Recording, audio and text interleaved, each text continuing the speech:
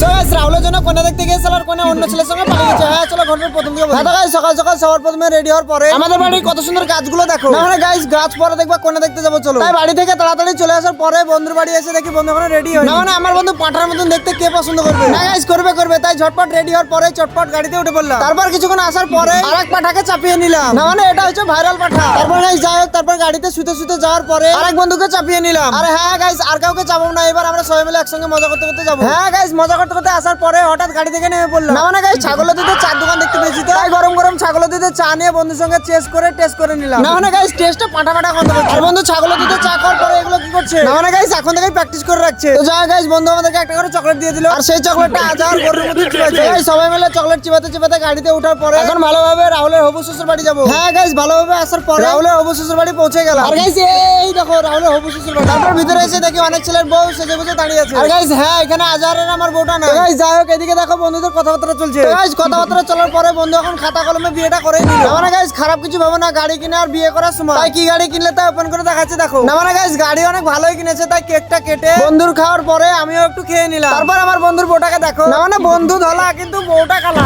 বন্ধুর কালা বউটাকে নিয়ে বাড়ি যাচ্ছি। তো গাইস যাই হোক আমার এই মিনি ব্লগটা এই পর্যন্ত, আবার নেক্সট ভিডিওতে দেখা হচ্ছে।